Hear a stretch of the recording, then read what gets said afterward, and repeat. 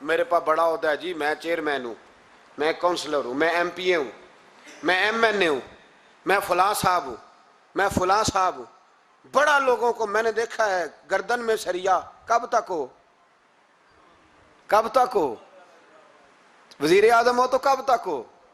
ہم نے تو دیکھا ایک بندہ وزیر اعظم ہوتا ہے اگلے دن لکھا ہوتا ہے مجرم ہے، ایک بندہ صدر ہوتا ہے اگلے دن لکھا ہوتا ہے ملزم ہے. کیا بات کرتے؟ یہ تو آنے جانی. حضرت امام مالک بیٹھے تھے ہارون رشید کے پاس، سخت پیاس لگ گئی ہارون رشید کو، اتنی سخت گرمی پیاس. یہ روزہ کھول کے نا کوئی چیز نہ ہو، پانی ہو تھوڑا سا ٹھنڈا سادہ پانی، تو دل کرتا ہے سارے پی جائیں آج. حضرت مولا علی نے مثال دی ہے، شیر خدا نے. حضرت علی نے انوکھی بات کرتے، کہتے نا مجھے فلاں جان سے پیارا ہے. تو شیر تھے نا، تو شیروں جیسی باتیں کرتے تھے. کسی نے پوچھا آپ کو نبی پاک صلی اللہ علیہ وسلم سے کتنا پیار ہے؟ تو فرمانے لگے سخت گرمی سخت پیاس میں جتنا بندے کو ٹھنڈے پانی سے پیار ہوتا ہے مجھے اس سے بھی بڑھ کے اپنے نبی سے پیار ہے صلی اللہ ہو.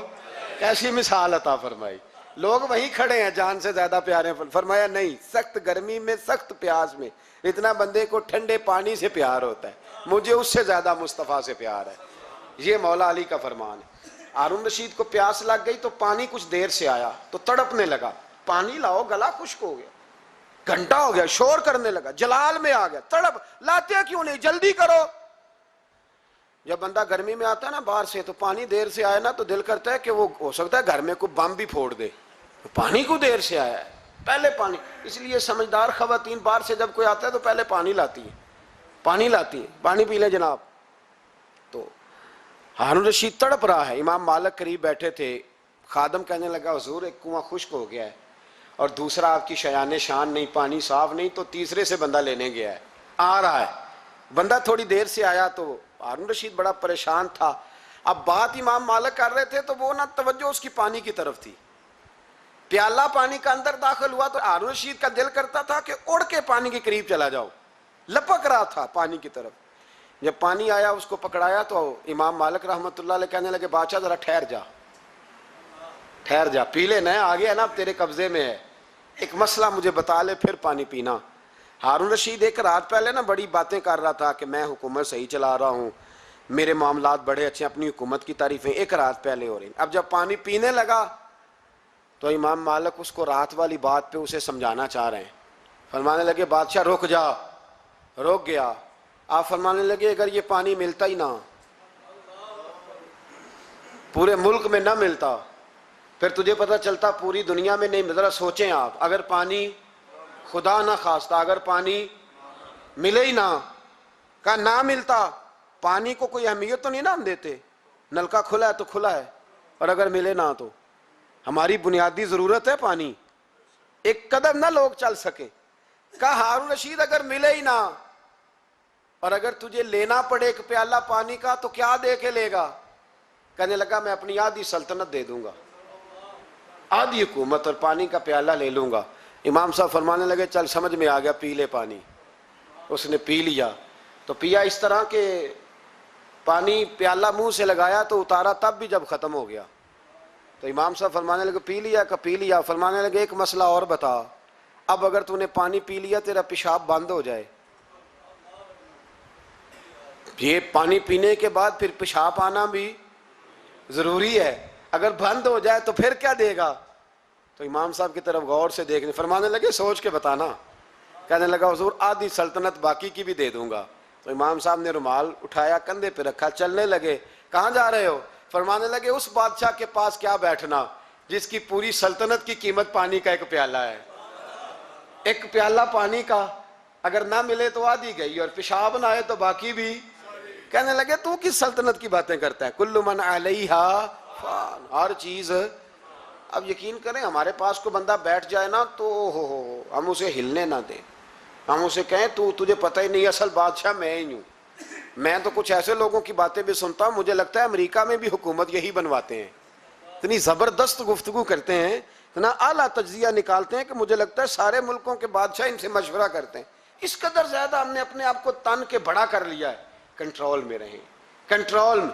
ہلاکو خان نے بڑے لوگ مروائے تھے، بڑے بغداد میں 20 لاکھ آدمی قتل کروایا اس نے.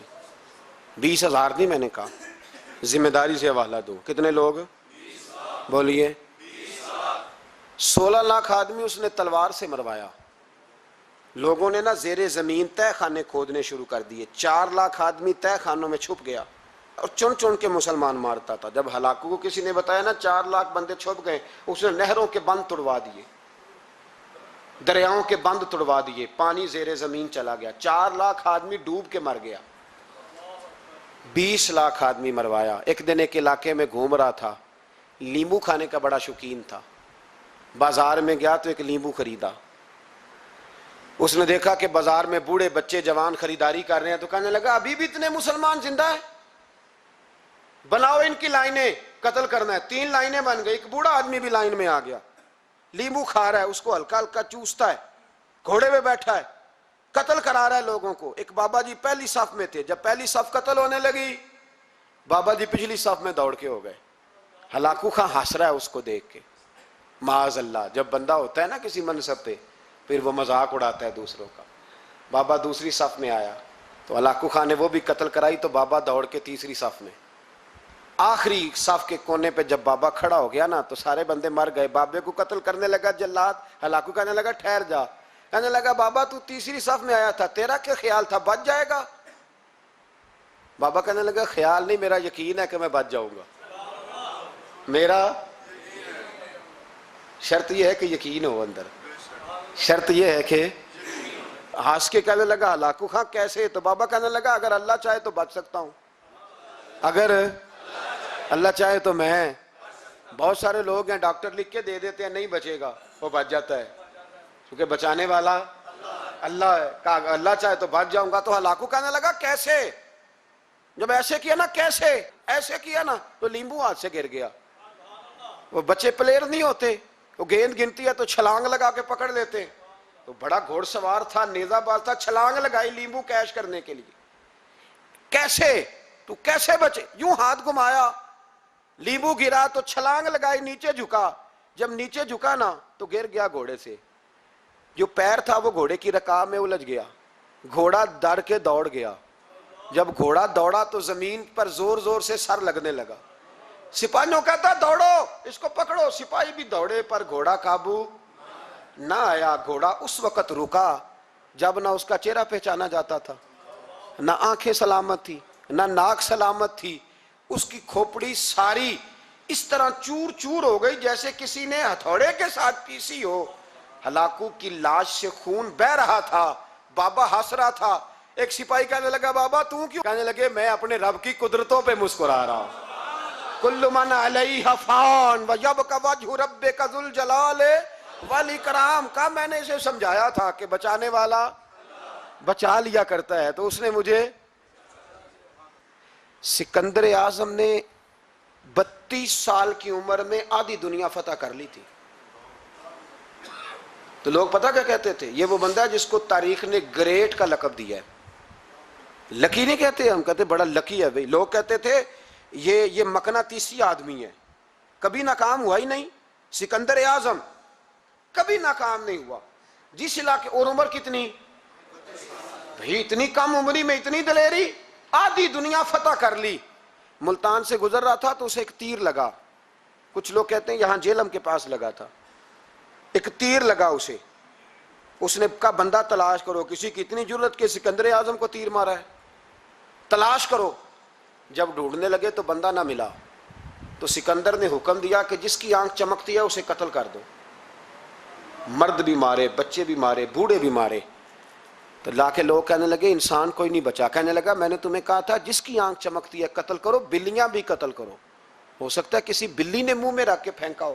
کتے بھی مار دو, کبوتر بھی مار دو. ہر چمکتی والی آنکھ اس نے بند کر دی. یونان کے قریب ایک بستی کا رہنے والا سکندر عراق کے شہر بابل میں تھا. ملیریا بخار ہوا. کیا کہتے ہیں ہم, چند ٹکیوں کی مار ہے, دوائی کھا لو ٹھیک ہو جائے گا. ملیریا بخار ہوا. 32 سال, کچھ لوگوں نے کہا نہیں 2 مہینے کم, 33 سال عمر ہو چکی تھی. تو سکندر اعظم زمین پہ بیٹھا ہے, ایڑیاں رگڑ رہا ہے. موت کا جھٹکا لگا, موت کا.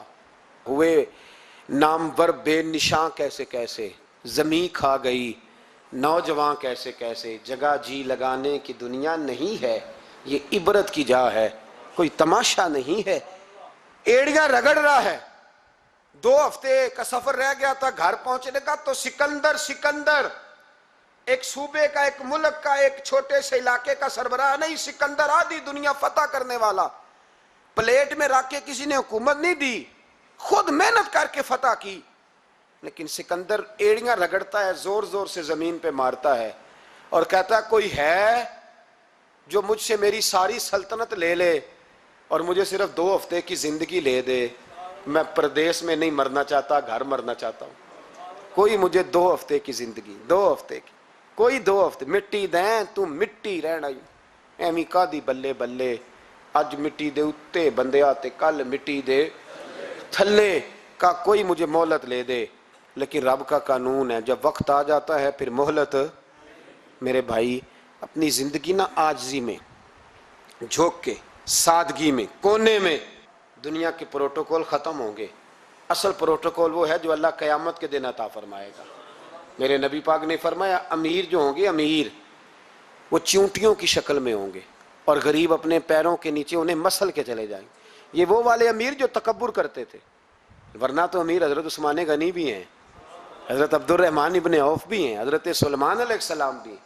جو امیر تکبر کرے، اکڑ جائے، اگر امیر ہو عاجزی اختیار کرے تو پھر تو اللہ اسے جنت بھی عطا فرماتا ہے۔ تو میرے بھائی اپنے آپ کو سمیٹیں، ہم جانے کے لیے، جن کی عمریں میری طرح 40 سال کی طرف سفر کر رہی ہیں نا، وہ آدھی زندگی جی چکے ہیں، باقی آدھی پتہ نہیں ہے۔ لوگ اتنا لمبا یاد نہیں رکھتے۔ حضرت مولا علی قبرستان گئے تو قبر والوں سے کہنے لگے قبر والوں تمہارا کیا حال ہے؟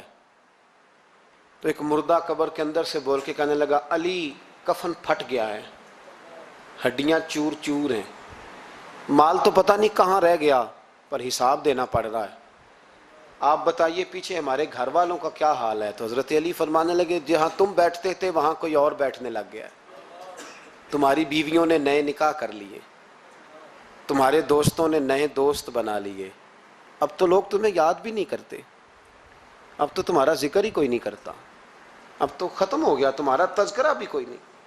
تذکرہ اسی کا رہے گا جس نے رب کو یاد کیا اور پھر رب نے اس کا چرچا کیا، اس کا تذکرہ رہے۔